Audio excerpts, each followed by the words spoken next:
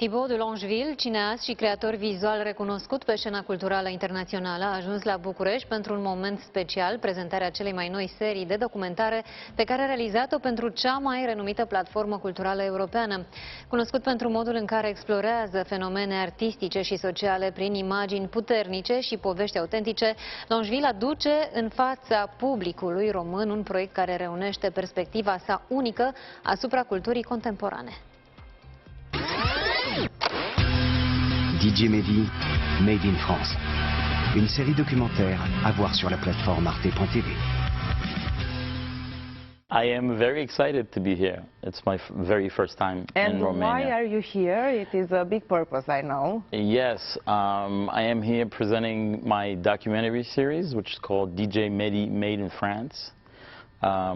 It's a documentary about a little known DJ beatmaker character that's actually very, very important to both hip-hop culture and electronic music. I think what we know of hip-hop and electronic music culture, we know mostly an American point of view on it, and this series is the first account of the rise and explosion of these cultures that's told from a point of view that's not American. In other words, that's told through the itinerary of a European character who is super important to what happens in France at the time, and also super important to the explosion of the French touch music movement. But really it shows something about the story of the impact of an American culture on European kids and what these European kids have brought to global culture. From my point of view, hip-hop and electronic music to a certain degree, but hip-hop is the most innovative culture in terms of both music and visual arts and dancing and fashion and a number of components that distinguish it from previous musical movements. Rock and roll is rock and roll, jazz, funk, so all of these musical movements are incredibly rich. Hip-hop is the first to have 5 disciplines, and the only to have so many components to the culture, and also the only one to feed from all of these previous musical genres in sampling. In the way people look at programming nowadays is that you have TikTok, you have very short videos, and you have extreme amount of social media, and the general perception is that this is what people want to watch. They want to watch something that's tell a story under 90 seconds. And the counterpart to this is that binge watching is the biggest movement in terms of consuming programming. On the other hand, so the landscape for documentary filmmaking and documentary storytelling has spectacularly changed, through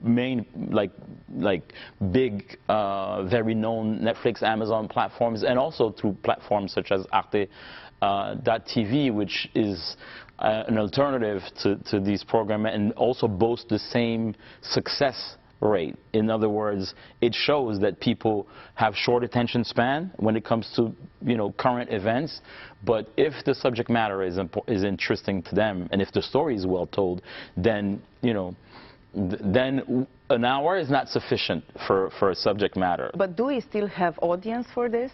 Do you think that there is audience? The numbers show, yeah.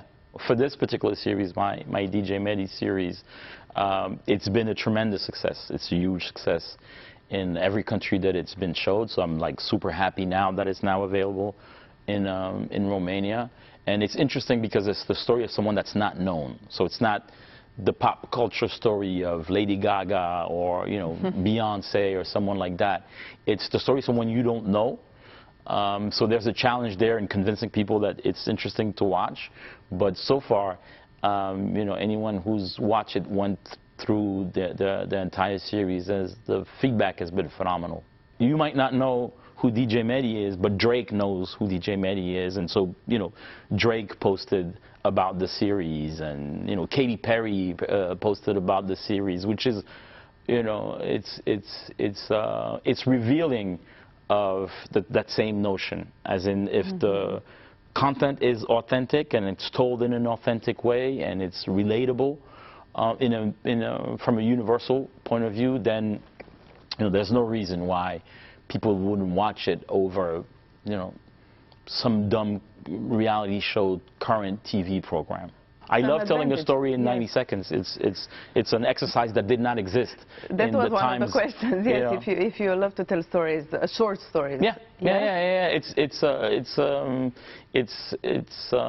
perimeters in which you're telling the story is somewhat irrelevant. 90 seconds didn't exist at the time of like Alfred Hitchcock and like the greatest storytellers in the history of movie making.